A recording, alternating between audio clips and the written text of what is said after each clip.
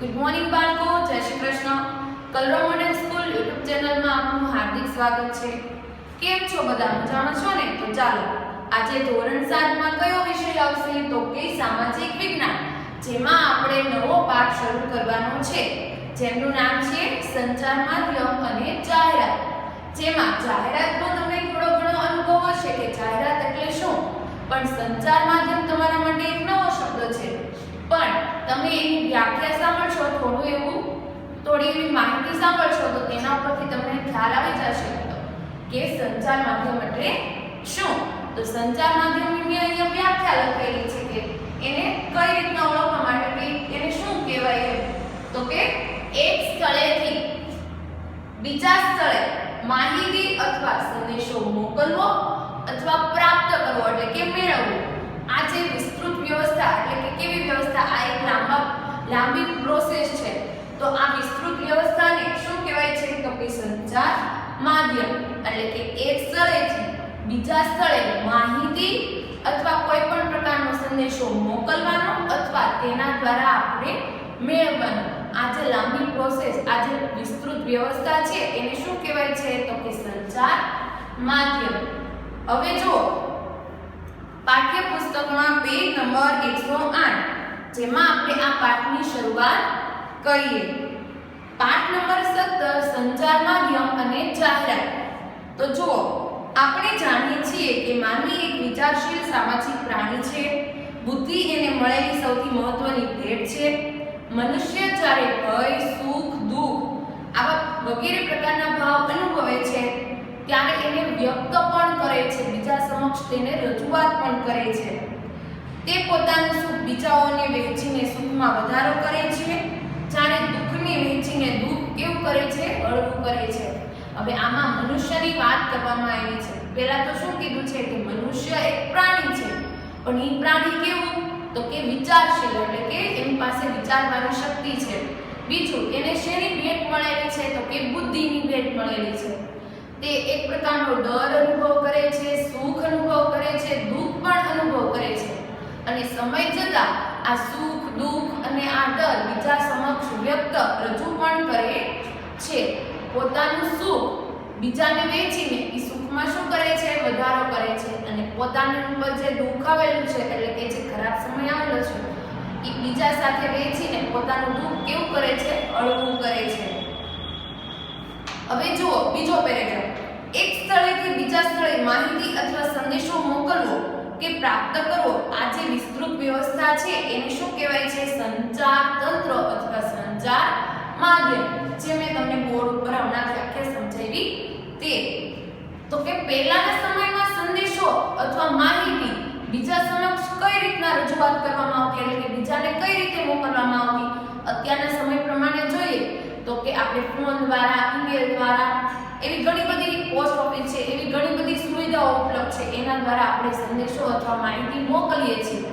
પણ પહેલાના સમયમાં તો આવું હતું નહીં. તો કઈ રીતના લોકો સંદેશો મોકલતા, માહિતી કઈ રીતના પહોંચાડતા તો કે ઢોલ વગાડીને, આગ કે ધુમાડાના સંકેત દ્વારા, ઝંડા લહેરાવીને, મોટા અવાજે બૂમો પાડીને અથવા કોઈ પણ એવા ચિત્રો દોરે જેના કારણે સામેવાળી વ્યક્તિને શું ખ્યાલ આવે કે આ ચિત્ર કેના વિશેનું છે, આ ચિત્ર કયો સંદેશો આપે છે. એ રીતના સંદેશો આપવામાં આવતો. પછી સમય જતાં શું થયું તો કે ભાષા સાથે ચિત્રલિપિનો પણ વિકાસ શરૂ થયો હશે. અને તે રીતે સંદેશા પહોંચાડવામાં આવતા હશે તો કે કેટલીક વખત પ્રાણીઓ અને પક્ષીઓ દ્વારા પણ સંદેશો મોકલવામાં આવતો. શરૂઆતમાં પરિવહનના સાધનો સંચારના સાધનો હતા.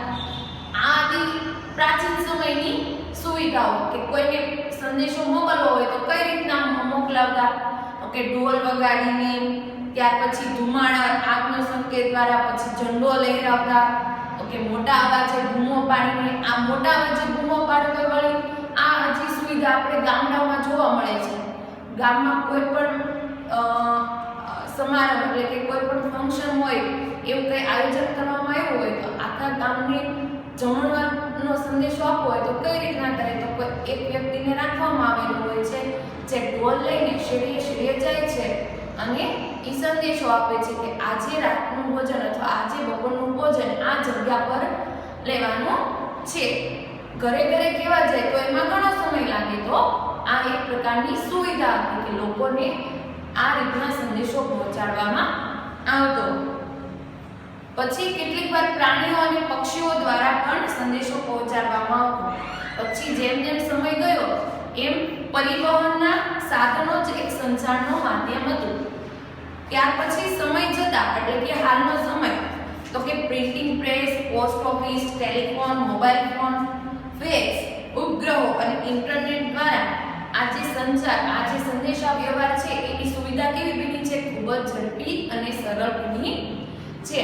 હવે આપણે અહીંયાથી આપણે વિદેશમાં રહેતા આપણા સગા સંબંધીને કંઈ સંદેશો મોકલવો હોય તો આપણે ફોન દ્વારા, ઈમેલ દ્વારા, ફેક્સ દ્વારા આપણે મિનિટના માઇનોર ભાગમાં આપણે એ સંદેશો વિદેશ સુધી પહોંચાડી શકીએ છીએ. જેના કારણે આ કેવું, આ ક્રિયા કેવી થઈ? તો કે ઝડપી અને એક તો સરળ થઈ. ખ્યાલ આવ્યો? વિજ્ઞાન અને ટેકનોલોજીના ક્ષેત્રમાં વિકાસ કરવા સંચારે મહત્વનો ફાળો આપ્યો છે. સંચારના માધ્યમોને કારણે સમયની દ્રષ્ટિએ દુનિયા કેવી થઈ ગઈ છે? નાની થઈ ગઈ છે. આ જ પ્રક્રિયા છે સંદેશો પહોંચાડવાની જે પ્રક્રિયા, પહેલાના સમયમાં આમાં ખૂબ જ સમય લાગતો. જૂના જમાનામાં એટલે કે પ્રાચીન સમયમાં એક જગ્યાએથી બીજી જગ્યાએ કોઈને સંદેશો મોકલવો હોય તો એમાં ખૂબ જ સમય લાગતો. પણ આધુનિક સમયમાં આ કાર્ય કેવું થઈ ગયું છે? ખૂબ જ ઝડપી અને સરળ. જેના કારણે દુનિયા કેવી થઈ ગઈ છે? સમયની દ્રષ્ટિએ કેવી થઈ ગઈ છે? તો કે નાની. આધુનિક સંચાર તંત્રે પૂરા વિશ્વને એક વૈશ્વિક ગ્રામમાં ફેરવી નાખ્યું છે. તમને પૂછાય કે આધુનિક સંચાર તંત્રે આખા વિશ્વને કેમાં ફેરવી દીધું છે? તો કે વૈશ્વિક ગ્રામમાં ફેરવી નાખ્યું છે. વર્તમાનમાં આધુનિક વિકાસ આધુનિક સંચાર તંત્ર પર આધારિત છે. આપણે પૃથ્વીની સપાટી પર કે અવકાશમાં બનતી ઘણી ઘટનાઓ જીવન જોવા માટે સક્ષમ બન્યા છીએ. જેમ જેમ સમય ગયો છે એમ આ ટેકનોલોજીમાં ફેરફાર આવતા રહ્યા છે. હવે દેશ વિદેશમાં થતી જીવન ઘટનાઓ આપણે લાઈવ આપણે આપણા ઘરે બેસીને આપણે જીવન પ્રસારણ તરીકે જોઈ શકીએ છીએ. આપણે તમને ઘણીવાર ખ્યાલ હશે કે કોઈ પણ ક્રિકેટ મેચ હોય અથવા કોઈ પણ કથા હોય અથવા કોઈ પણ એવા ફંક્શન હોય જે બીજા રાજ્યમાં અથવા બીજા દેશમાં થઈ રહ્યા હોય એ આપણે ઘરે બેઠા આપણે ટીવી દ્વારા, ફોન દ્વારા, લેપટોપ દ્વારા આપણે એને જીવંત જોઈ શકીએ છીએ. દેશના આર્થિક, સામાજિક, રાજકીય તથા સાંસ્કૃતિક વિકાસની સાથે સાથે સંચાર તંત્ર રાષ્ટ્રીય એકતા અને અખંડિતતાને જાળવી રાખવા માટેની મહત્વપૂર્ણ ભૂમિકા ભજવે છે. ભારત જેવા વિશાળ દેશમાં પૂર, દુષ્કાળ, ભૂકંપ, ચક્રવાત, સુનામી વગેરે કુદરતી આપત્તિઓ અને માનવસર્જિત આપત્તિ વ્યવસ્થાપન વિકસિત સંચાર તંત્ર વિના શક્ય નથી. હવે અહીંથી આપણે ભારત છે એમાં પૂર, દુષ્કાળ, સુનામી એવી કોઈ પણ કુદરતી ઘટના થતી હોય અથવા માનવસર્જિત ઘટના થતી હોય તો હવે એ એક રાજ્ય અથવા બીજા રાજ્યમાં થતી હોય તો એ આપણે ઘરે બેઠા જાણી શકીએ છીએ. હવે આ સંચાર માધ્યમના અમુક પહેલાના આમ જોઈએ તો કઈ રીતના સંદેશો પહોંચાડવામાં આવતો એના માટેના ઉપાયો હતા એ આપણે જોવાના છે. તો સૌપ્રથમ આવે છે ટપાલ પદ્ધતિ. એની આપણે જાણકારી મેળવીએ. તો જો અહીંયા તમને વિવિધ પ્રકારના ટપાલ સેવાના નમૂના આપેલા છે. હવે જો પહેલાના સમયમાં સાંકેતિક કે મૌખિક સંદેશ આપવાનું સ્થાન લેખિત સંદેશાએ લીધું. એટલે કે પહેલાના સમયમાં અમુક ચિત્ર દ્વારા, અમુક સંકેત દ્વારા અથવા અમુક મૌખિક રીતે એટલે કે અમુક બોલીને એકબીજાને સંદેશો પહોંચાડવામાં આવતો. તો હવે એનું સ્થાન કોણે લીધું હતું? તો કે લેખિત એટલે કે લખીને મોકલીએ એ સંદેશાએ લીધું હતું. પણ ધીરે ધીરે આ લેખિત સંદેશાઓ કેમાં બદલાયા? તો કે ટપાલ સેવામાં બદલાયા. તો જો પહેલાના સમયમાં સાંકેતિક કે મૌખિક સંદેશ આપવાનું સ્થાન લેખિત સંદેશાઓએ લીધું અને એમાંથી કોનો ઉદ્ભવ થાય છે, કોનો જન્મ થાય છે? તો કે ટપાલ પ્રથાનો જન્મ થયો. તો કે ભારતમાં આધુનિક સમયમાં ટપાલ સેવા ક્યારે શરૂ થઈ? તો કે ભારતમાં આધુનિક ટપાલ સેવાની શરૂઆત ઈસવીસન 1854 માં થઈ હતી. યાદ રાખજો ક્યારે થઈ હતી ભારતમાં? તો કે ઈસવીસન 1854 માં. તો કે કઈ પદ્ધતિ? તો કે ટપાલ પદ્ધતિની શરૂઆત. લોકો દૂર દૂર રહેતા પોતાના સગા સંબંધી, મિત્રો કે સરકારી કચેરીઓને પત્ર મોકલવા લાગ્યા. હવે આ ટપાલ સેવા શરૂ થઈ તો લોકો શું કરતા, કોને કોને પત્ર મોકલતા, તો પોતાનાથી દૂર રહેતા સગા સંબંધીઓ, મિત્રો, પછી અમુક કર્મચારી, સરકારી કર્મચારીને પત્ર મોકલવા લાગ્યા. વેપારીઓ પણ પત્ર દ્વારા વેપાર કરવા લાગ્યા. તેની મદદથી દુનિયાના કોઈ પણ ખૂણામાં પત્ર, ગ્રીટિંગ કાર્ડ વગેરે મોકલવાની સગવડ છે. આપણા દેશમાં આપણે ખૂબ જ સસ્તા દરે પત્ર, આંતરદેશીય પત્ર એટલે કે ઇન્ટરનેશનલ લેટર એટલે કે આપણે એક આપણા દેશમાંથી બીજા દેશમાં આપણે મોકલીએ ઈ પત્ર પર વિડિયો મોકલી શકીએ અને ખૂબ જ થોડા સમયમાં આપણે એનો જવાબ પણ પરત મેળવી શકીએ છીએ. કેટલાક અગત્યના પત્રો અગત્યના મહત્વના દસ્તાવેજો હોય તો આપણે કઈ રીતે મોકલી શકીએ, તો કે રજિસ્ટર એડી દ્વારા. પછી પૈસા મોકલવા હોય, આપણે કોઈને બીજાને પૈસા મોકલવા હોય તો કેના દ્વારા મોકલી શકીએ, તો કે મની ઓર્ડર દ્વારા. પછી આપણે એક જગ્યાએથી બીજી જગ્યાએ વસ્તુઓ મોકલવી હોય તો એ કેના દ્વારા મોકલી શકીએ, તો કે પાર્સલ દ્વારા. આવી રીતના આપણે આ ટપાલ સેવા છે એનો આપણે ઉપયોગ કરતા. હવે આવે છે ટેલિગ્રામ, જે અને કાઉસમાં એને બીજું કયા નામે ઓળખાય છે, તો કે ટા. પહેલી કઈ સેવા હતી, તો કે ટપાલ પદ્ધતિ. પહેલા સાંકેતિક અને મૌખિક રીતે સંદેશા મોકલવામાં આવતા, ત્યાર પછી લેખિતમાં મોકલવામાં આવે અને એ ત્યાંથી કોનો ઉદ્ભવ થાય છે, ટપાલ સેવાનો. ભારતમાં ટપાલ સેવાનો ઉદ્ભવ ક્યારે થયો, શરૂઆત ક્યારે થઈ, તો કે ઈસવીસન 1854માં. આના કારણે દૂર રહેતા સગા સંબંધીઓ, મિત્રો અને સરકારી કર્મચારીઓને લોકો પત્ર મોકલવા લાગ્યા. ત્યાર પછી આમાં બીજું કયું કાર્ય થતું, તો કે અગત્યના જે દસ્તાવેજો હોય એ આપણે રજિસ્ટર એડી દ્વારા, પછી પૈસા મોકલવા હોય તો કે મની ઓર્ડર દ્વારા, ત્યાર પછી અમુક વસ્તુઓ એક જગ્યાએથી બીજી જગ્યાએ મોકલવી હોય તો કે પાર્સલ દ્વારા આપણે મોકલી શકતા. હવે આવે છે ટેલિગ્રામ.